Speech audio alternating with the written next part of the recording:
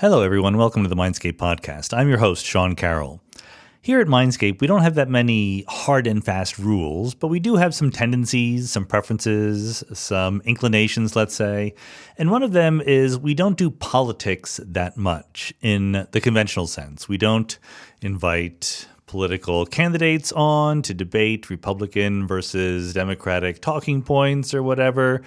But we are interested in the ideas of politics, right? In political science, in the theory of democracy, things like that. And sometimes the distinction between those two things, the dirty, get your hands messy realization of politics in the actual world, and the theory of politics, the grand ideas that lay behind everything, that distinction is not 100% airtight, right? It's a little bit of an artificial distinction, in fact. And so sometimes the best way to get into the ideas behind politics and democracy, which I'm extremely interested in, is to dig into the reality, to look at some actual cases of these kinds of ideas in action, to improve how you think about them. This is no different than in physics, doing an experiment and collecting the data. It's not all about theorizing. So that's what we're going to do today. Today's guest is Hahrie Han, who's a professor here at Johns Hopkins. In fact, she is the director of the SNF Agora Institute here at Hopkins, of which I'm a faculty affiliate, I'm proud to say. The Agora Institute is all about studying democracy and how it works. And Harrie's work over the years has been about the aspect of democracy which goes beyond making a decision about your preferences and then voting, right? It's not just about election day. It's about all the work that goes into changing people's minds, making people think about politics, getting people active, getting people organized, right? All of that part of democracy that goes above and beyond just waiting for election day and then casting your vote. And her latest book is an even more specific example of this. It's called Undivided, The Quest for Racial Solidarity in an American Church. Okay, so that doesn't sound political right away, but of course it is, because everything is political. As Hahrie will tell us in the podcast, this book started with a really weird election result in a part of the country in Cincinnati, Ohio, which, Cincinnati is a city. If you listen to previous podcasts with people like Will Wilkinson, there are no Republican cities in the United States anymore. So it's mostly Democratic. But Ohio as a whole in 2016 went for Donald Trump in the presidential election against Hillary Clinton. And Cincinnati went for Clinton, the city of Cincinnati, as opposed to the whole state of Ohio, but not by a huge amount. But there was this particular ballot initiative, which was very Democratic, liberal coded. It was about universal preschool. And it won by a huge amount, by way more than Clinton beat Trump in those districts where the vote was being held. And so political scientists are going to say, what is going on? And when Hahrie went in to figure out what had gone on in those districts, she kept running into an organization or an idea called Undivided, which was sponsored by a church, indeed a Christian evangelical megachurch called Crossroads in Cincinnati. And Christian evangelical megachurch, those words make you think right-wing, Republican. But this church has advocated for this very left-wing / Democratic-sounding policy. What's going on there? How did these people come to the conclusion that they should act to do this? Why did they make that policy choice, etc.? And I think that we're going to talk about the specifics. We're going to talk about the background and the specifics of this incident. But hopefully, even though we didn't draw out too much of it explicitly, you, the listeners, will be able to draw some lessons about this for much broader questions. If you think that democracy is about more than just making up your mind about who to vote for and then voting, but it's actually about participating, it's about getting other people to think in ways that you think would make the country you live in or the city you live in a better place, the kind of lessons we learn from this study are very broad applicability. It's not just about churches. It's not just about universal preschool. It's about how do you work and live and function together in a democratic society. So lots of lessons for all of us, I hope. Let's go.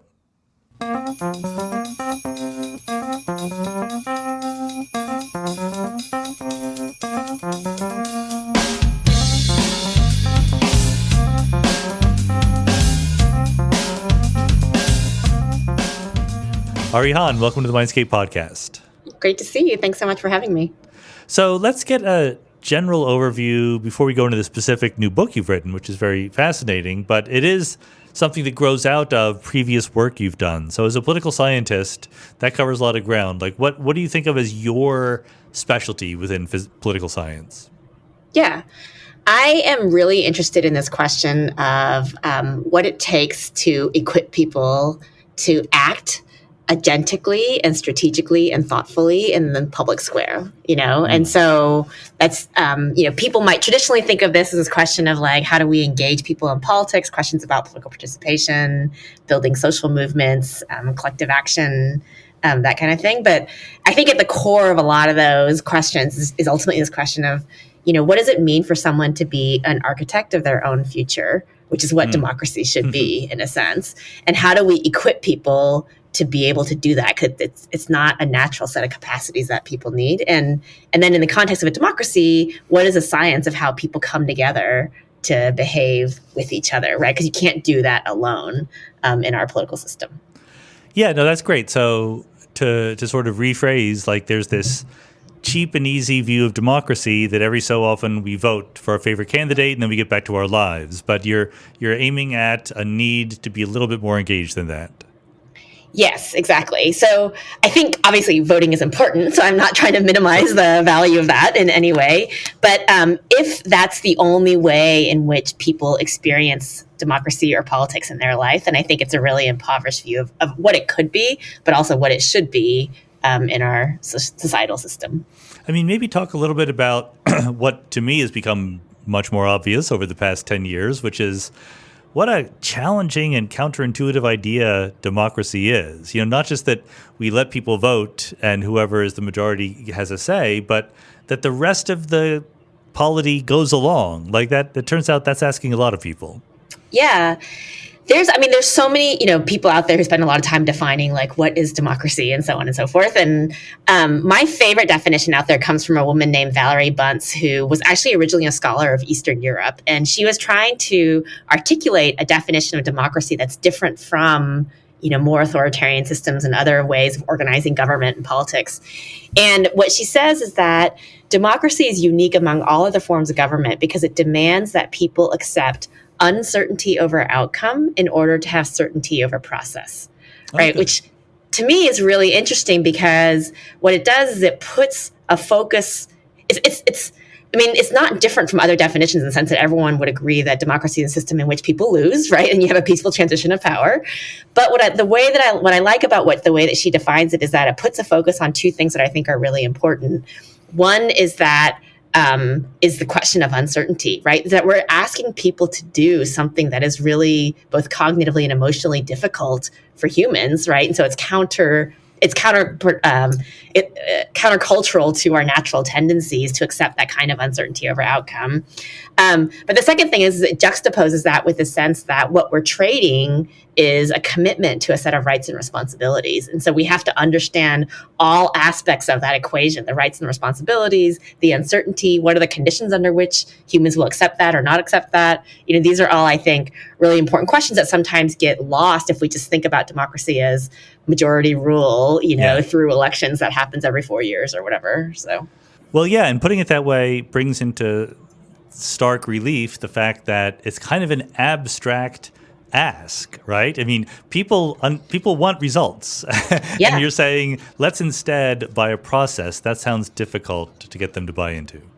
Yeah, which I think has a couple different implications that are really important. So first is just kind of going back to this idea of uncertainty is that like, what are the conditions under which people are going to accept uncertainty over outcome, right? They have to be willing to say, look, I don't know if the policy that I want is going to win. I don't know if the candidate that I want is going to win, the party, whatever, right? And if people feel like the range of outcomes that they may possibly have to accept becomes too broad, then it's not irrational for them to withdraw consent from the system, right?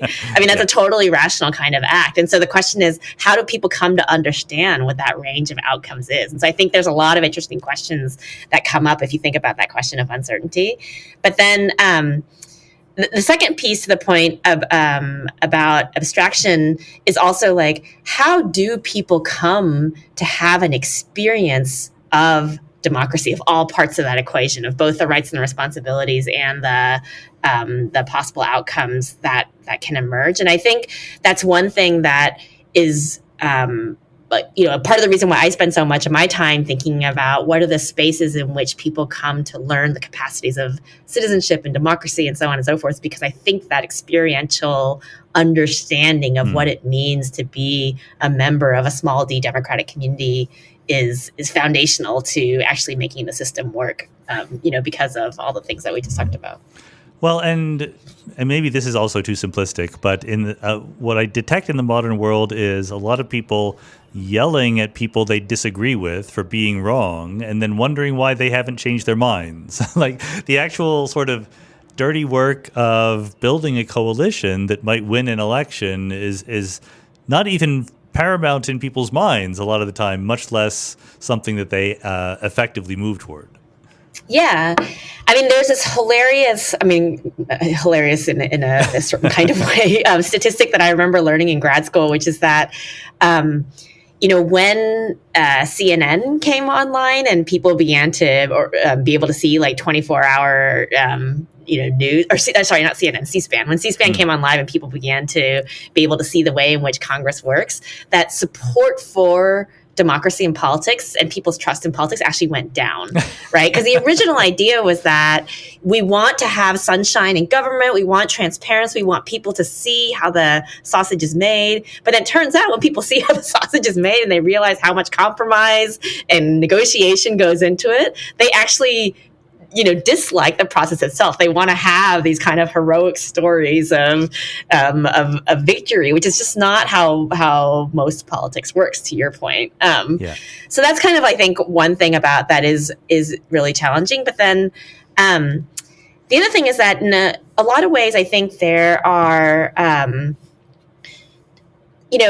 I think one of the things that those of us who spend a lot of time thinking about how we improve our democratic system, I think one of the things that's underestimated in that conversation is the importance of commitment as a first order priority in being able to cultivate the capacities that people need. And what I mean by that is, if you just imagine in a family, right? Like I've been married to my husband now for 20 some years.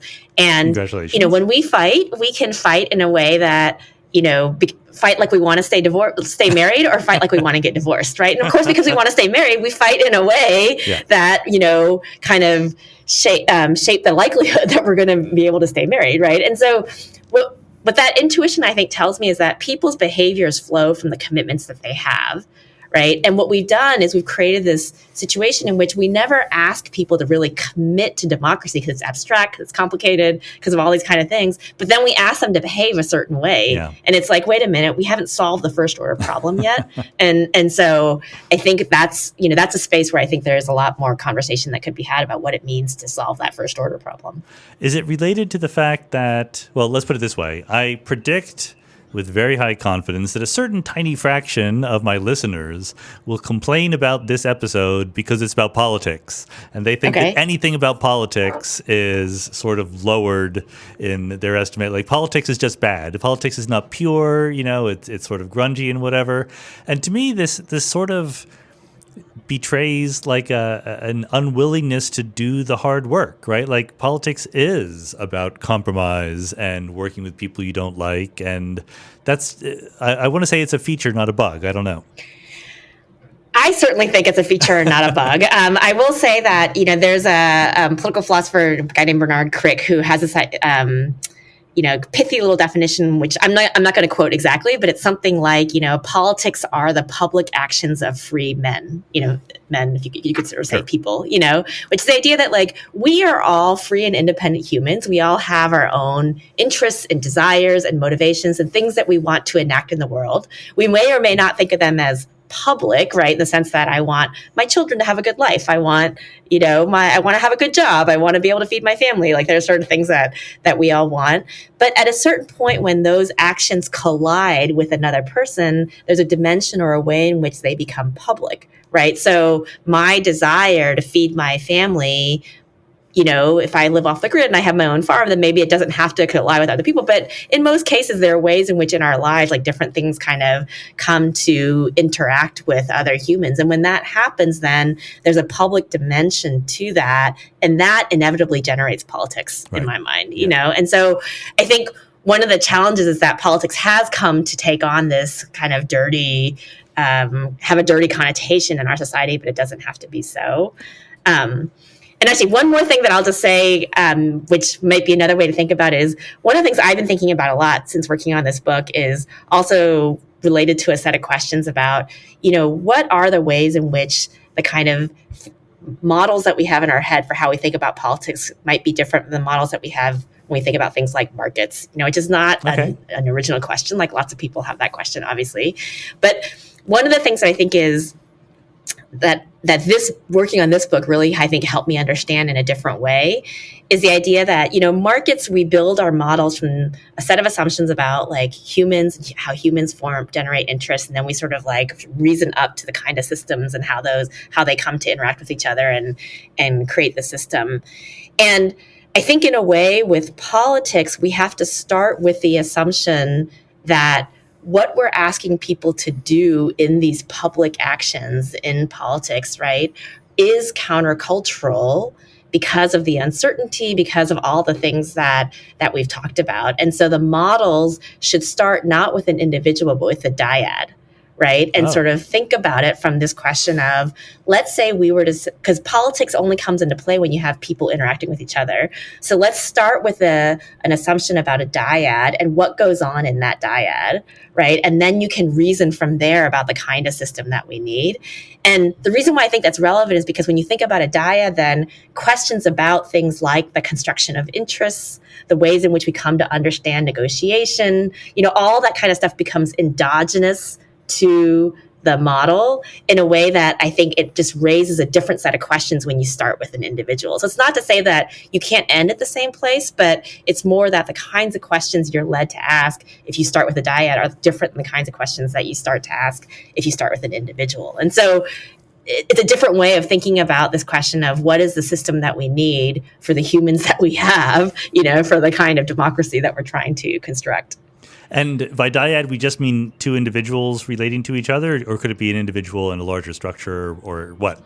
Yeah, so I'm thinking more about the kind of interactive, the question of interaction, right? Okay. And so so it could be an individual in a larger structure, it could be an individual in a network or something like that. Yeah, but the idea is that you don't have politics when you have individuals acting as individuals, right? Like if we just were to reduce politics down to a model of individual choice, which is essentially what, how markets operate, then it takes out the politics that are in politics in a way. Well, that's very interesting. Does it have any implications for how we think about something like voting theory, where usually we're just imagining we have a bunch of individuals with preferences and trying to decide how to aggregate them? Yeah, so, voting theory, kind of, I think to me, what I object to in some of the theories in a lot of way in which the models get applied in voting theory is that it assumes that the whole is nothing more than the additive sum of its parts, right? And so the whole idea behind voting is that like lots of people make their choices and then we add them up and we see who's got a majority and then we're done, right? And that, I think, actually is a really reduced form of politics. In the technical sense, that is how the system works. So I'm not denying that by any stretch of the imagination. But it leaves the most interesting questions about politics out, which are sort of like, how do those preferences get formed? I think, everything that we know from like neuroscience research and stuff like that is that the preferences are formed in relationship in interaction between these two systems or two individuals or, whatever the kind of entities that are interacting are. Good. And that makes perfect segue into this idea that we want politics to be about more than just election day and voting, but about other forms of participation. Is there a particular kind of angle that you care about most? Is it organization, protest? I don't know. What are the kinds of organization and participation that we're interested in? Well, I guess I would start by saying, I generally think about this. So to me, the first distinction I always make is the difference between sort of thinking about it as a supply side versus a demand side problem, right? And so the temptation is to think about it as a demand side problem. We're looking at individuals and interests and like all that kind of stuff. And so what if we were to sort of say, take seriously Madison's point, like what is government but the greatest of all reflections of mankind? If men were angels, no government would be necessary, right? Which to me is the idea that it's the kind of fundamental insight about, in small d democratic theory, which is that humans aren't equipped for democracy. In order to the audacious promise at the heart of democracy is that if you put people into the right settings that generate the right kind of interactions, then their quote unquote better angels will emerge, right? And that's what we need to make democracy work, to allow for that acceptance of uncertainty that we're talking, that we started off our conversation with, and all those kinds of things. And so when you sort of ask, like, what's the kind of favorite thing to me, like, I'm just most interested in, like, what's the supply of the kind of opportunities humans need to be able to develop and cultivate the kind of capabilities and experiences and skills they need to be willing to do the hard work of negotiating difference, to build coalitions, to, rethink their assumptions about who other people are, or whatever the things are that you might be asking them to do. I mean, it does sound a little bit like work. Yes. It sounds like work insofar as being a family is work, right? Sure. And one way to think about it is democracy is the work of like forging a common life together. Yeah. Right. And so it is absolutely work to be married to my husband. And it's work for us to construct a family unit that functions with our children, and all those things are true. But we also derive huge benefits from doing that. And that's what keeps us committed, committed to the task. And so I think this question of democracy is like, the challenge is that you're doing it at scale, right, with people with whom you don't have that same set of interpersonal commitments. And so it presents a different set of challenges, but it's ultimately, I think, that same work of forging a common life. So how do you think about the current state of political participation? I mean, here in the United States, people don't even vote most of the time, much less, join a committee and try to make some political change happen. Is participation in political activity on the rise? Is it falling? Is it high or low compared to our peer countries? So let me answer that question a little bit differently than how you asked it, which is that I think, so the thing that we're best at as, I'm an empirical political scientist, meaning I spend a lot of my time looking at the data that underlies politics. And as someone who studies political participation, like I look at a lot of that data. And I think one of the things that I've come to over the years is that the data points that we use to assess the state of political participation don't capture the full picture of what it is. And so let me just give you one example, which is related to the book, which is that if you ask the average person, what's the most religiously active group in America, my guess is the average person off the street would probably say, that a fair number of them would sort of point to white evangelicals, conservative white evangelicals, because there's so much kind of conversation about the role that evangelicals play in American politics right now. If you look at the actual data, the most politically active group is white liberal Christians. Actually, I should say this: the most politically active group are atheists. If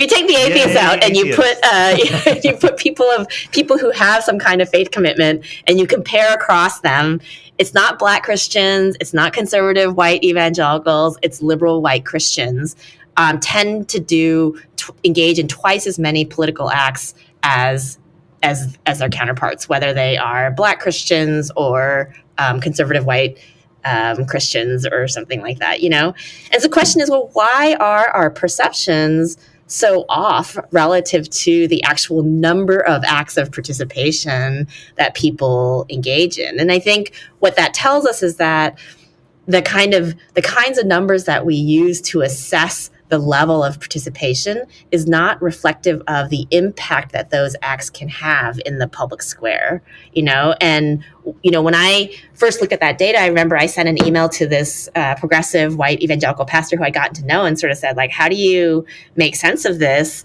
And he said, well, it's not surprising to me at all because you have lots of people, white Christians, talking about Christians, lots of white Christians on the left who are doing lots of activity and engaging in lots of activism, but it's not connected to each other. It's not constructing relationships. It's not nested within organizations that have this ability to sort of project it onto a larger political agenda. And so it doesn't feel like it's adding up to much more, even though people are doing lots of things, which kind of gives me the sense that, well, when we sort of do things like assess the state of participation, we need to not just assess like how much our people are participating, but how that participation is connected to these other kind of elements of the political process. And do we overestimate the impact of white conservative evangelicals because when they do political activism, they do it qua being white conservative evangelicals rather than just, because they have different interests in different things? So I don't know that I've necessarily, so the question, one way to think about your question is like, is it because it's like tied to their political identity as white Christians? And I don't know that the data here is a little bit unclear because it's a lot harder to measure identity. I don't know that I've seen data that like people who are doing it as white evangelicals on the conservative side are necessarily have a stronger identity than people on the white Christian side who are also on the left. But I think it's more that they're nested within structures, and those structures kind of channel that political power in a different way.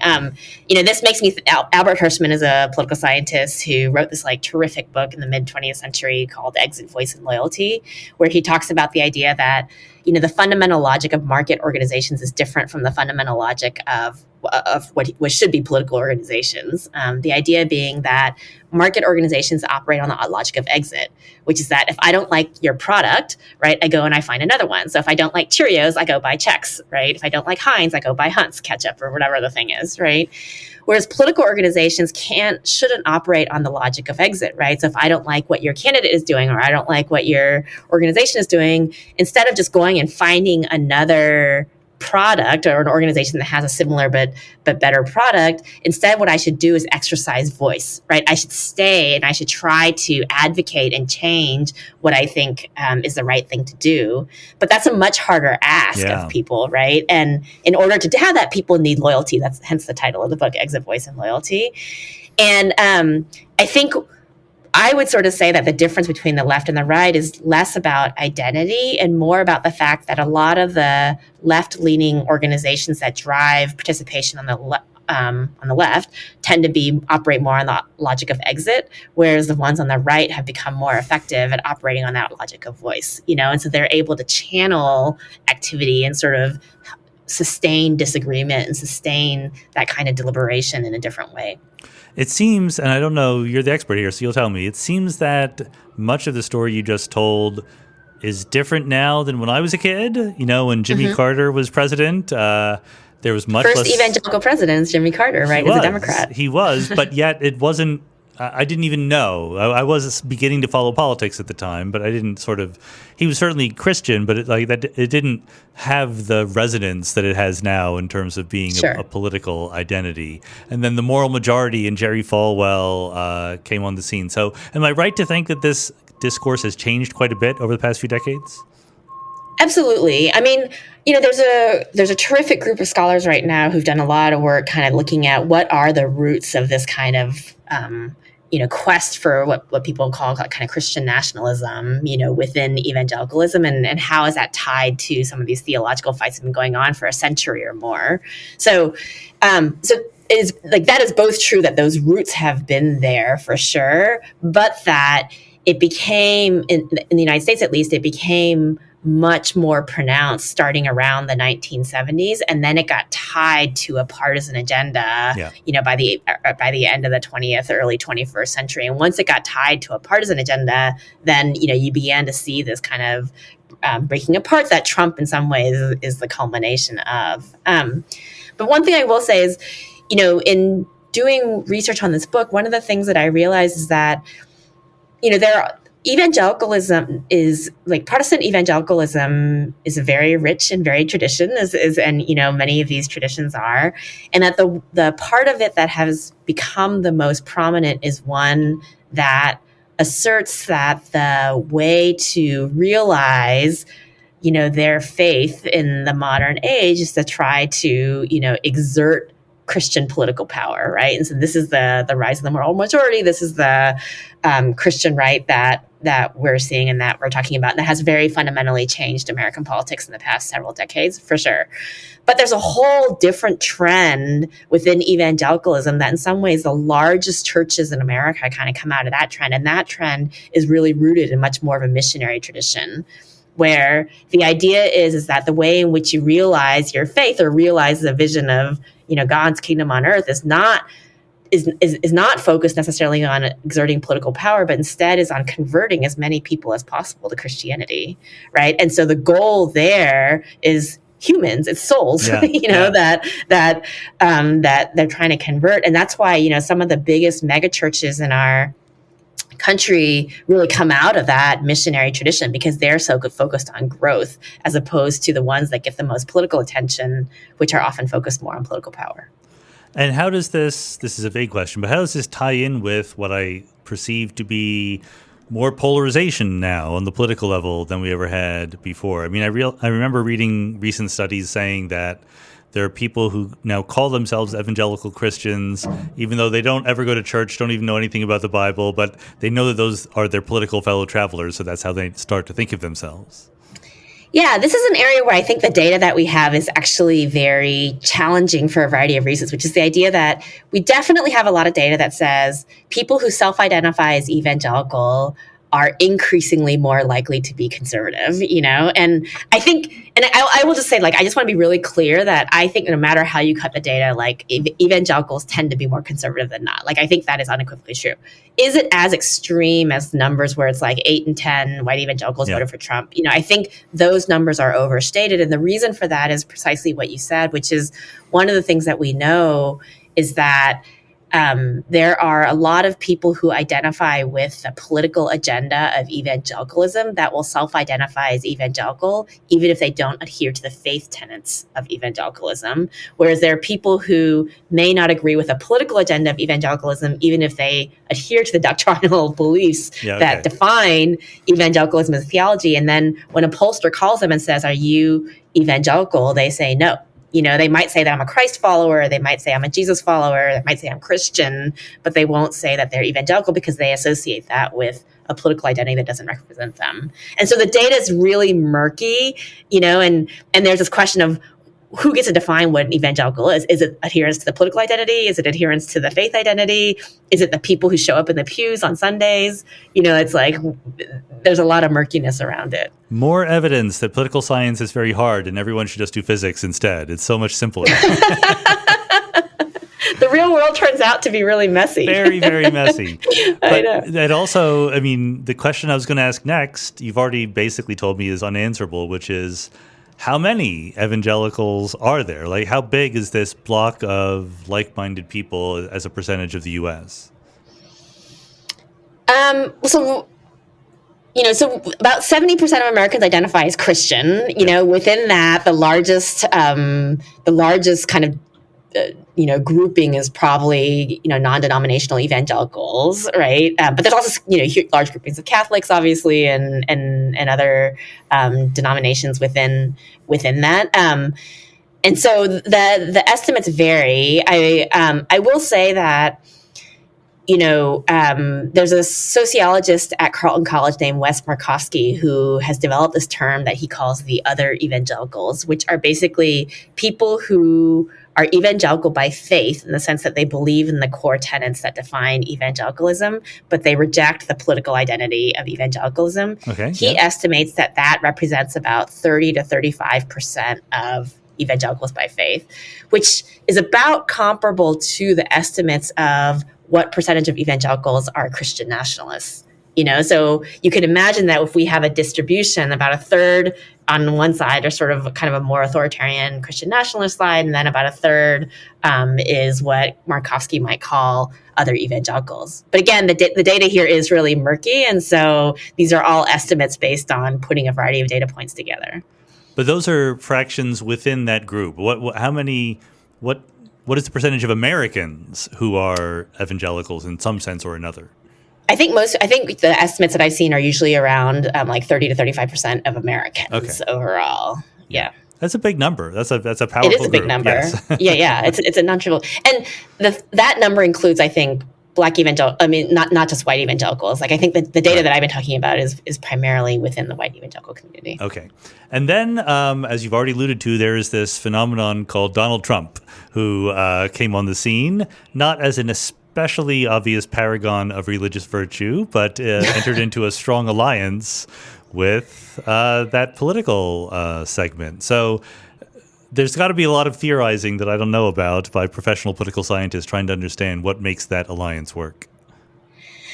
I mean, I think it's a very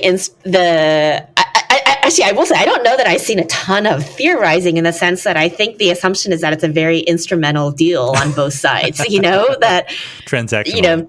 It's super transactional. That Trump he needs votes, he needs support. He had whatever it is that drives Donald Trump, right? He's pretty transparent about a set of things. The evangelical community was willing to deliver it to him, or a certain portion of the evangelical community, I should say, is willing to deliver it to him. And on their side, they felt that in return, they saw the realization of a set of political priorities that had been on the agenda for several decades now. And so, there was that transactional relationship that I think is part of, at least certainly in the book and the research that I did around it, kind of stressed the relationship between people who were evangelical by faith, were maybe a little bit uncomfortable with some things in the political identity, but weren't really sure what to think about it. But then, Trump comes into office, he has all this support, and it felt like it called the question for a lot of people in ways that maybe they could ignore in the past. Well, and to be fair, it seems effective, right? Like if I were an evangelical Christian who was most focused on getting my agenda put into practice, then I could imagine holding my nose and voting for someone who didn't really embody the same values as me, but would get that agenda into practice. I guess the weird thing is that most of the interviews you hear are not people holding their nose. They seem pretty enthusiastic about it. Yeah, I mean, I think there's several things that are going on there. So there is, I think there is a portion of people who kind of held their nose and voted because it would help enact like other views around reproductive rights, or sort of other things that that they might want.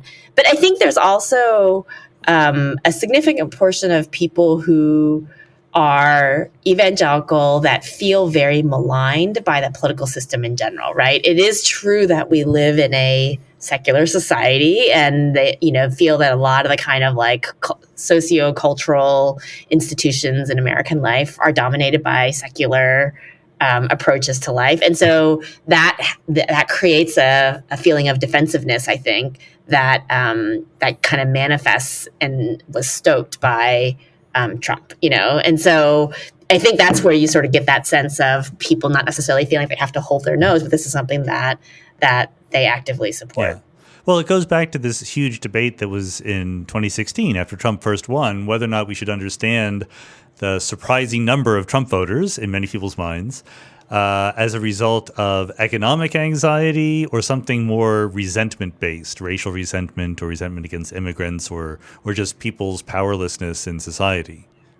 Right. Yeah. I mean, I think there's been, more and more data that kind of shows that there are sort of perceptions of status, the status threat, that sort of shape people's willingness to support a candidate like Trump. I mean, this, not to kind of harp on Valerie Bunce's definition, which I do love, but it's sort of, to me, is this idea that, well, when are people willing to accept the uncertainty of outcome that we're asking them to accept in order to buy into a political system, if they feel like their people, their tribe, are going to be squashed, should the other side win, or that it poses some kind of existential threat, to things that they hold sacred, then, I think you see more and more people kind of begin to look for ways to blow the system up, or try some completely different alternative, or whatever the case may be.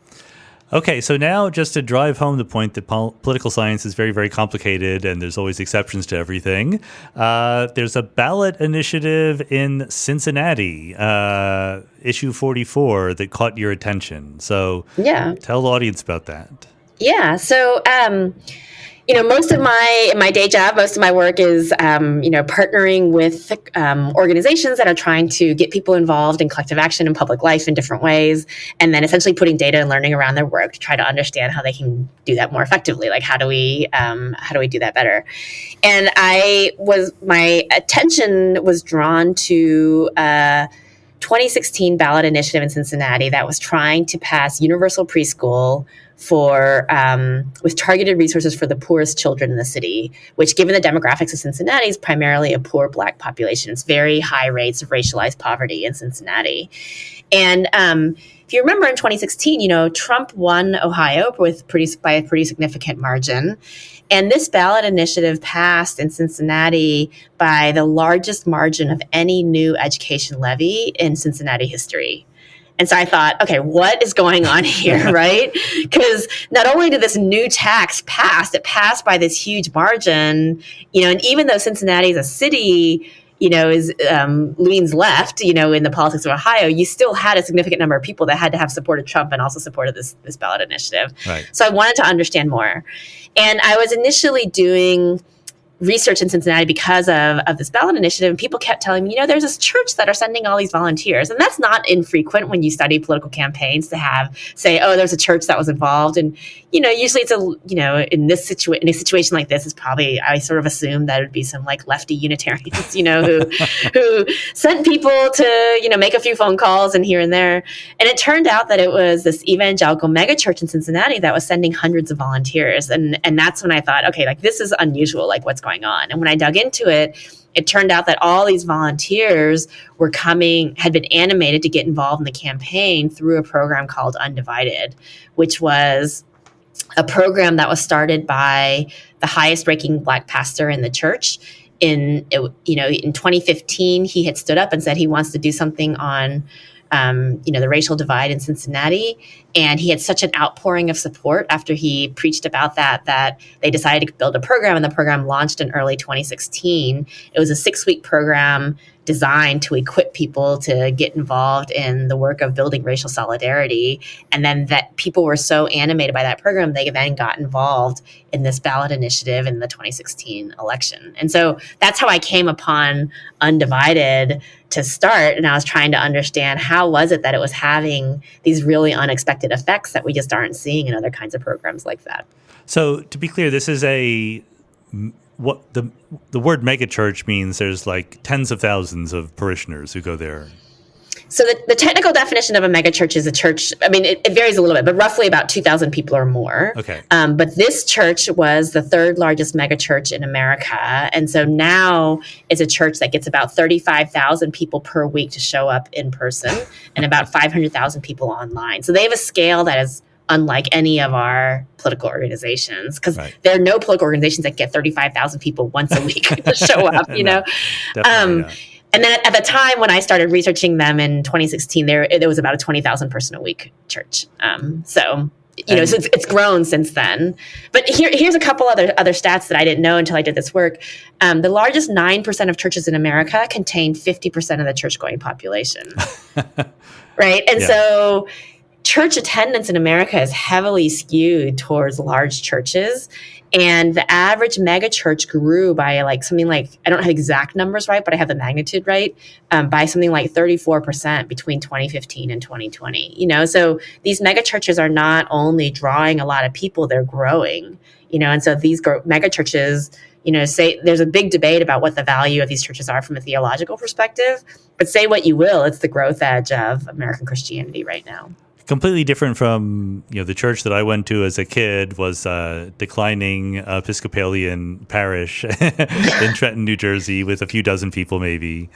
Right, which is the modal church in America, Yeah. just to be clear, right? Like, I think the median church has less than 100 people and it's shrinking, right? And that's why it's like you get these like this crazy distribution. Do we understand what is so attractive or effective about these bigger churches? Well, just to say, give a little bit about my background. So I grew up in Houston, Texas, and I grew up going to a Catholic church, and so to me, when you say church, it means a priest wearing vestments with an altar and candles. And, you sit and you stand and you kneel. I mean, there's like there's a steeple, like there's all these kinds of things that we would associate with church. And, what a lot of these Crossroads included, a lot of these mega churches are like, they often exist in strip malls because that's where they can find space big enough to host the numbers of people that they're bringing together. There's often full bands on stage. So it's not just like an organist, plunking out a few songs, on the piano or on the organ, but it's like, it's a full sensory experience, right? Where it's, the first time I went to Crossroads, I remember I was shocked that it's like when you sit down, they dim the lights in the auditorium and then these like spotlights come on and the band comes on and it's playing really good music. And then the pastor comes on and he's wearing jeans and a t-shirt and is like, preaching from his notes on his iPad. It's a very kind of modern, hip experience that is its own form of entertainment in a way. And that's the theological critique sometimes that people have, is that it might be engaging more people, but is it engaging people in authentic relationship with God or not? Okay, good. And this particular church, Crossroads, it's multiracial? It's white dominant in the sense it was the last time I've seen the data, it's 80% white and 20% non-white, which in Cincinnati is primarily black, but not exclusively so. Right. Okay. But the person who started this program, Undivided, which is a program within Crossroads, the church, was a black pastor? Mm-hmm. So Chuck Mingo is a pastor. He had grown up in Philadelphia in the black church. And so he had grown up, having attended black churches his whole life. He moved to Cincinnati originally because he had a job with Procter & Gamble.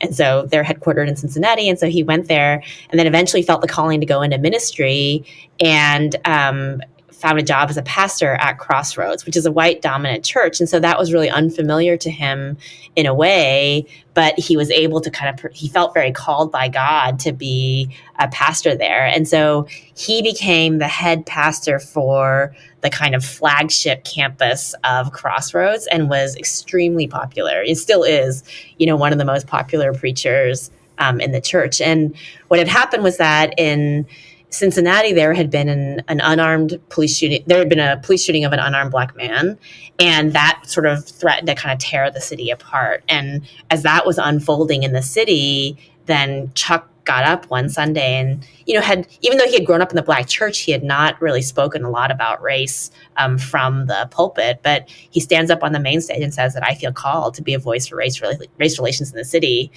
And he knew that he'd get some pushback. He wasn't really sure how people would react. And he did get some pushback, but he also got an outpouring of support from the community where thousands of people reached out and said, whatever you do, I want to be a part of it. And he thought, oh gosh, like now I have to do something. and that's where Undivided was born. Yeah. And you should tell us about Undivided. One thing that I wanted to make sure the audience heard was you compare it to DEI programs, right? Diversity, equity, and inclusion. And I like all those words. I'm in favor of diversity, in favor of equity, favor of inclusion. But you do not hold back to say typically those programs just don't work, and yet somehow this one does. Yeah, there's a lot of research that's been done on DEI programs, which really emerged as a result coming out of the civil rights movement in the 1960s. You had a lot of companies that were trying to figure out what their response to this all this foment around civil rights was going to be, and essentially these DEI programs emerged and then got linked to legal requirements that were also emerging in the 1970s to promote equity in employment and so on and so forth. And if you look at a lot of the research on the effectiveness of these programs, and to be really clear, like here I'm talking about, at a university like Johns Hopkins, for example, we're all required to go through like DEI training that is often 30-minute series of virtual modules. I have to sit through and then take a quiz about at the end in order to be allowed onto a hiring committee or something like that. Right. And if you look at audience, because it's a completely audio podcast, the audience cannot see both Hahrie and I sort of rolling our eyes. Yeah, exactly. Because we've all done them. And, so many workplaces of all kinds have these kinds of DEI programs. They're often required. And the data on them is that they're often not very effective, and it's one of these things where even as people knew they were not effective, they continue to become more and more ubiquitous in corporate America. And, I think I have a line in the book where I sort of say, it's apparently pretending to solve the problem is more important than actually solving it, because what it's done is it's taken up a lot of energy that could be devoted to building programs that actually can try to reduce people's prejudice and things like that. Because as you say, like diversity, equity, and inclusion are really important values that certainly I stand for, and that we all want workplaces that, that stand for those. And I think when I first heard about Undivided, they told me, oh yeah, it's like this 6-week program. You come once a week and you learn about, empathy and, implicit racism and things like that. I thought it sounds a lot like a typical DEI program. And I'm not clear why it's being so effective at animating people into action in a way that we know from the data that most programs are not. And so that's part of what made me so curious about it. And I think a lot of what I learned in the process is like, yes, it is a 6-week program. It does focus on things like implicit racism and, empathy and a lot of the things that are not different from other kinds of programs, but there were core design elements of how they set up the program that I think made a real difference in the impact it was able to have. All right, lay it on us. What did they do that was so different and effective? And also, how did they know to do something so different? Was it just a single person figured it out, or were they coming at it from a different angle? Yeah. So, there's so many stories that, like, from the. So let me step back and say, when I was doing research on the book, the people in Undivided were just incredibly generous and kind, and kind of giving, talking to me about the experience and letting me. I wasn't there from the very beginning, but letting me learn the history in cases when I hadn't been there, and. To me, one of the things that didn't make it into the book but was really interesting was some of the early conversations that they had about how to design the program. And essentially what happened is that, Chuck, who's this pastor, gives this sermon, thousands of people sort of reach out to him, and all of a sudden he's like, okay, like I've got to figure out what to do. And so, he's a pastor at this huge megachurch in the city. His boss, who's a white woman, says, all right, well, let's assemble a team around you. And so there's, her name is Kathy. She's a white woman. She's part of the senior staff of the church. She has a background in U.S. banking. So she was an executive at this bank, and in her retirement, essentially decided she was a person of faith, that she wanted to go work for her church. And so she became an employee of the church. And her job in banking was to run the branches of all this like huge national bank, in America. So now she essentially is like running church campuses, Yep. in the same way. So there's like a real kind of like business orientation to some of the work that they're doing. Chuck is a pastor. There's another woman named Lynn Watts, who is a Black woman that had been on staff at the church, who had experience with DEI that was also pivotal in starting the program. But they decided to kind of build a coalition, a group of people around them from all throughout the city who had experience with that might be valuable. So they brought in a woman who is the head of diversity programs at Children's Hospital in Cincinnati, which is a big entity in Cincinnati. They brought in a guy who was a faith-based community organizer, so he kind of had background in the community organizing sector. And they brought in a guy who had some experience kind of with the research on neuroscience and kind of understanding like what makes our brains work. And so they had this really diverse group of decision makers around the table. Some people were Black, some people were white, who all had ties to different institutions in the city. And then for a year, this group met and debated over and over every little design element in the program. And they had really deep debates about things like, should we require people, when we're organizing them into small groups to do this work, to have those groups be multiracial? And they brought in someone from Procter & Gamble who ran the DEI work at Procter & Gamble who said it doesn't matter what the racial makeup of the group is, because what you're trying to do is you're trying to teach people about things like implicit racism. It doesn't matter who they're in a group with. You're just kind of teaching them what implicit racism is, and the instinct of the people in the group, a lot of, whom were Black leaders in the city, were saying, no, that's just not true, right? Because people's experience in their small group is going to be ground zero for them trying new ways of being and acting with each other and trying in new ways of being and acting across race. And if we don't give them that experience of doing that, then just pouring information into their head about implicit racism is not going to work at all. Right. So there are things that they just kind of did instinctively, but the debates themselves were really interesting in helping to, I think, uncover some of these key elements.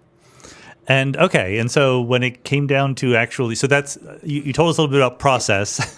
Yeah. And so what would it be like to be in that program, other than sitting and watching YouTube videos and clicking on, yes, I should report it when this person gets harassed?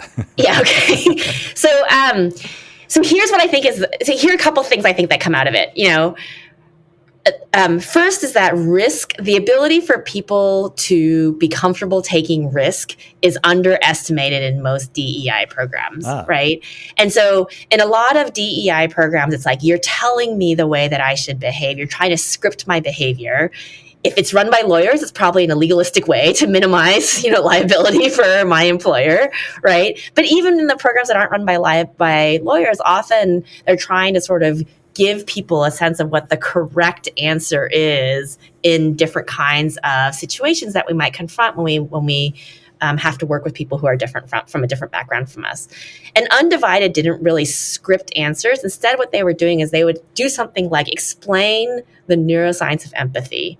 That like what empathy is asking you to do is to not just have your first, automatic reaction, but to stop and sort of say, if I was to not just react instinctively to this person, but instead think about how I might want to be treated in that situation, then what would I do? And so they'll explain that, and then they would give people the opportunity to practice it. But because people are having, white people are having to practice with Black people are having to practice with white people, it sort of forced them to kind of have this experience of trying new ways of being and then seeing what feedback they got, And so the small group experience was a really big part of that. So I think there is a sort of element of risk. There's another kind of cultural element from Crossroads that fed into Undivided, which is this idea that belonging comes before belief, which is such a pithy way to me of capturing this kind of core truth that is true in the social science research, but we don't normally build our organizations that way, which is that when people feel socially embedded and connected to each other, then the capacity to sort of change their beliefs flows from that in a way. But very often, if you think about it, our political system is built around the idea that belief comes before belonging, right? So if I'm an environmental organization, who do I go out and try to recruit? I try to recruit other people who support environmental issues, right? And I try to get them involved. And so the idea is that first you have to believe the same thing that I believe, and then we're going to welcome you into a community of belonging. But one thing that a church is doing is if we're in the mission of converting people to God, we have to start with belonging, because we're assuming that a lot of people out there have not yet come into this community of belief that we're trying to build.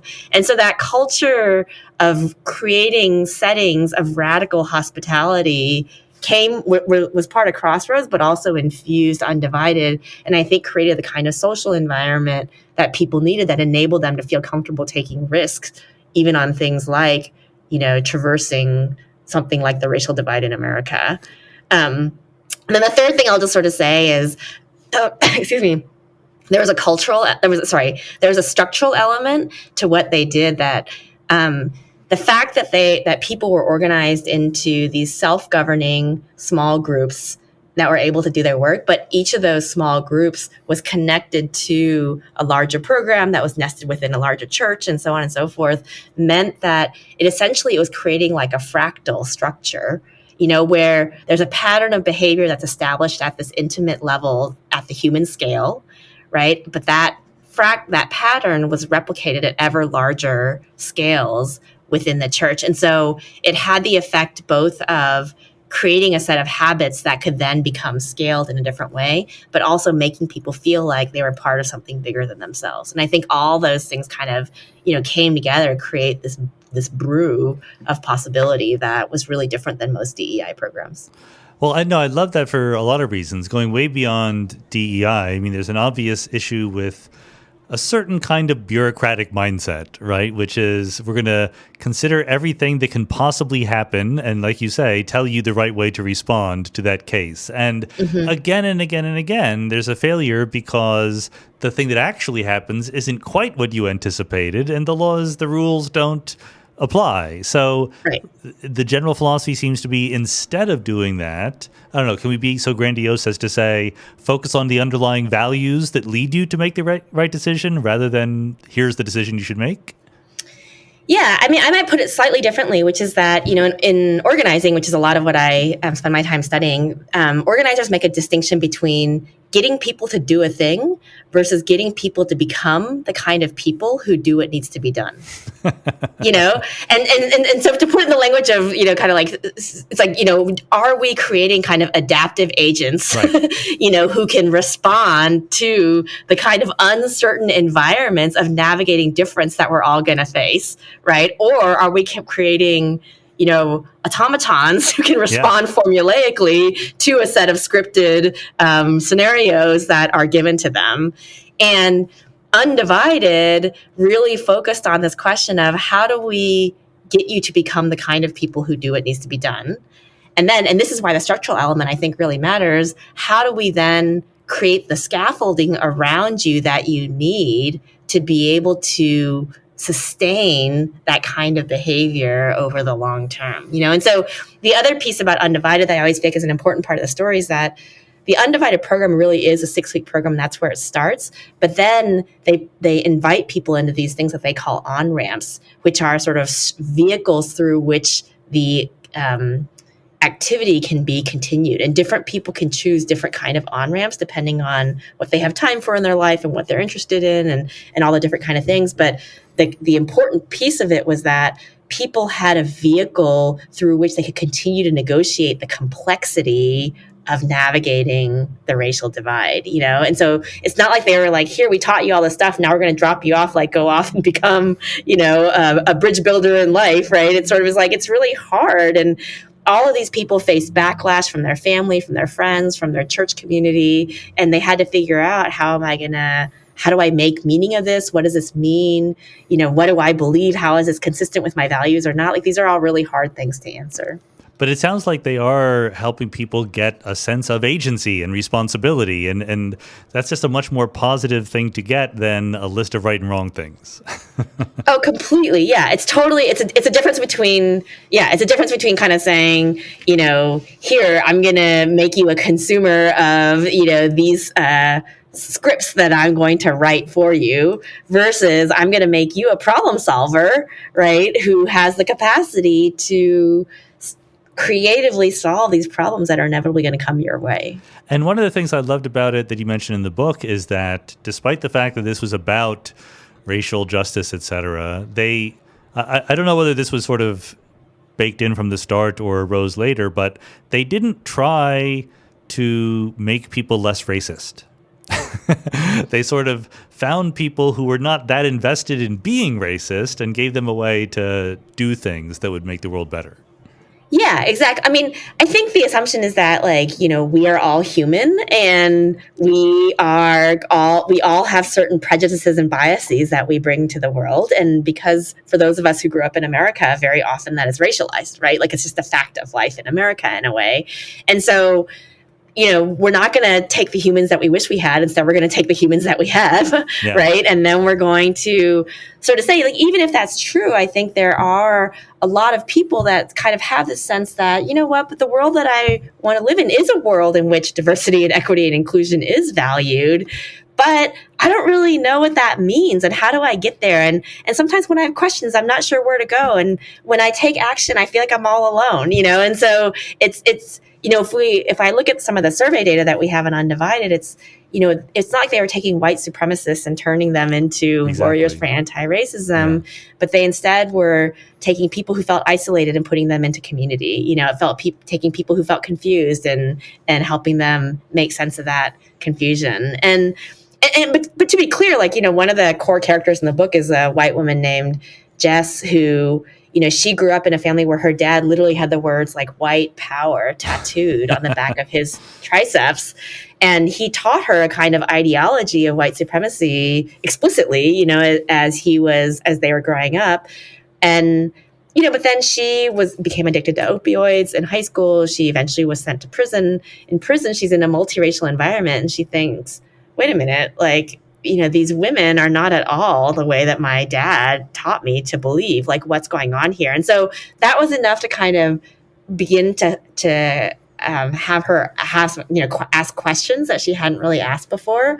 And then when she came out of prison, she found Crossroads, and then she found she had the opportunity to join Undivided, and she's like, wait a minute, all these questions that I had, here's something that might help me answer it. And then as she puts it, she's like, my dad always told me that the last racist died with Martin Luther King. And when she heard that wasn't true at all, it blew her mind because she hadn't been exposed to anything before. How important was the religious aspect in all of this? I mean, what would they point to parts of the Bible that were reinforcing the message? Yes. So a couple things. So it is true. They started, this was a program that did take place in a church, and they started every weekly session with biblical grounding so that people could understand that this vision of racial solidarity is very grounded in their understanding of the Bible. And they are an evangelical church, so they take the Bible literally, and all these different things. Okay, so that's all true. But another way to think about your question is, I think a lot of people kind of say oh, but what you're describing is not possible outside of the faith context. And I'm more skeptical there, And the reason for that is, I think the ways in which I saw the fact that it was a church make a difference had less to do with the fact that people all shared a faith in God, and more to do with the fact that because they were part of the church, they were used to the importance of collective life, right. They had experience just by going to church and going to Crossroads every Sunday of it's kind of awesome when I have lots of other people around me that I enjoy being around. I get to see them once a week and we all do this thing together, and we're invited to, weekly an annual women's retreat or an annual men's retreat, or, these different kinds of things. And so people had a kind of visceral understanding of the value of collective life that I think helped carry Undivided forward. And I think that was more powerful than the fact that what bound them together was faith in a spiritual being, right. And the reason why I make that distinction is only because I think their instinctive reaction sometimes is for people to say we're an environmental organization, so we don't have that same kind of, spiritual grounding that's going to be able to make our work possible, which is true, but there's no reason why an environmental organization can't create the same kind of community that a church does, And so that is, to me, a choice as opposed to, something that has to be the way it is. And so how much of a direct connection was there between the Undivided program and the results of Issue 44, the preschool lunch program in Cincinnati, or preschool? Yeah. It's a universal preschool program. So as putting my political science hat on, it's very hard to kind of causally unpack the extent to which what the sort of precise effect was. But what I will say is that hundreds of volunteers from Undivided got involved in Issue 44, and then basically volunteered at a level of somewhere between kind of 2 to 10 hours a week in the sort of 12 weeks leading up to the election. And that's a level of volunteerism that is just, having looked at a lot of the data on a lot of these kinds of campaigns, that is just very unusual to see. You don't see that level of commitment. And, what they're doing is they're doing things that you normally do on political campaigns. They're knocking on doors, they're calling voters, they're getting people engaged, and the fact that it was neighbors talking to neighbors means, we know from the data is that it's much more likely to be effective than having an outside vendor from Washington, D.C., like calling voters in Cincinnati, telling them to get involved in this ballot initiative or something like that. So we can't estimate the precise effects, but we know from other research that those kinds of locally driven volunteer efforts tend to be more effective than ones that are not. So you already started answering this then, but what are the lessons for other people in other places? Cincinnati, as awesome as it is one little city in the United States. Does this kind of program scale more broadly? It seems like individual contact matters a lot. Yeah, so a couple things that I'll say is first is just, so Undivided started as a program within the Crossroads Church. They have spun off as to become their own independent nonprofit, and they have brought the program to other churches within the U.S., but they've also brought it to they also developed a secular version that they've taken to other workplaces. And so, for example, some of the people I interviewed was a police force in a suburb of Cincinnati that invited Undivided to come and essentially run the 6-week program with a coalition of people from the city that was a group of people, officers from the police force, but then also some city council people and other civic leaders. And they all did this program together. And they report it as having been pivotal to kind of opening conversation about race within their city. Okay. And so we see it in even like very unusual places like that. That's a small suburb of Cincinnati. So it's not, it's not scale in the sense of reaching like tens of thousands of people, but it's a different kind of entity that they've been able to reach. So that's one way to think about it. But the other way to think about it is that I think the principles of Undivided can be scaled in a variety of different ways. And one of them is thinking about this kind of fractal structure that we talked about, that so many of the political organizations that we have right now go directly from like the national organization to the individual. And it's like a one-to-many set of connections they're trying to make.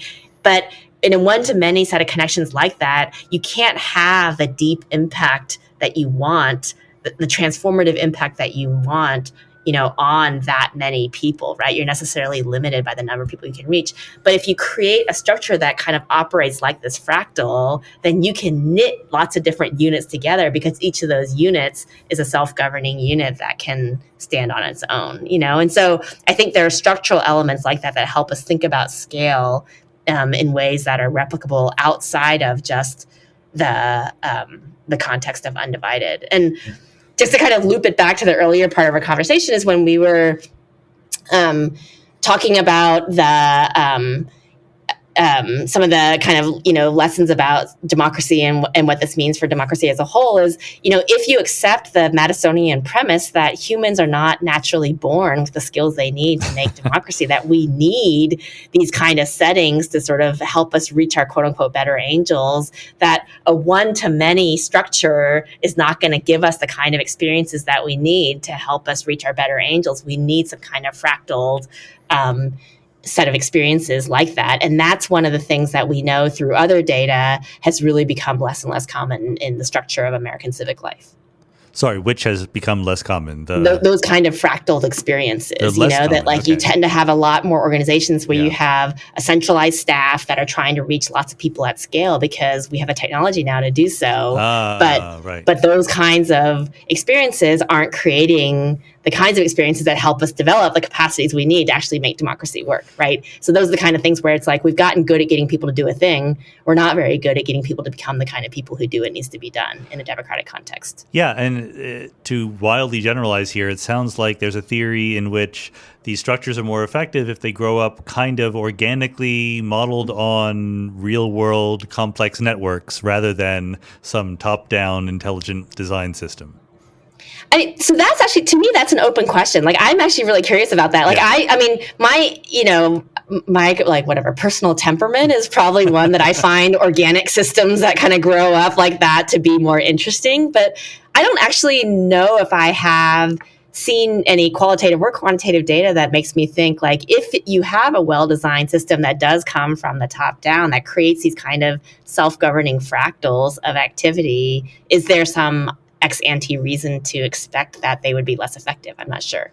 All right, we'll organize a Santa Fe workshop on this. We have to do it. It would be great. Okay, I guess let's close up then with, bringing the lens out and being grandiose again. There have been claims out there in more pessimistic sectors that democracy is hard to make work unless one group, one ethnic or racial or whatever group just dominates everybody else and then they're voting within themselves. But a true patchwork of different kinds of cultures and ethnicities is harder to make work. Does this study make you a little bit more optimistic about those questions? Yes. So historically speaking, we haven't had a multiracial pluralistic democracy in the history of human at scale, in human history. So that is factually true, right? And so it is absolutely, I think, probably the challenge of 21st century democracies to figure out. And that's what's fracturing so many. It's one of the major things I think that's fracturing so many democracies around the world right now. And so I think what I found hopeful about this is that the examples I had seen in the past of these kind of pluralistic communities working were all operating at a much smaller scale. And this was operating at a much larger scale just because of the context of the megachurch that it was in. And I should be really clear. I don't mean to apply, and I hope I'm clear about this in the book. I'm not saying it's perfect, and it's not like they have some secret code that they've unlocked, but the work is persisting and they're continuing to kind of navigate and negotiate the complexity of it in a way that I think a lot of other programs tend to just give up or walk away from. And so the fact that it's persisting in that way and continuing to engage with complexity is, I think, part of what we need to be able to figure these questions out. I mean, it's easy to start projects. It's fun to start projects. It's sometimes hard to follow them through and finish them. Yeah. That's true in every endeavor of human life. But you've given us a little bit of hope. I hope that people read the book and think about how it can apply to other circumstances. So Hahrie Han, thanks so much for being on the Mindscape podcast. Thanks so much for having me. Great to talk.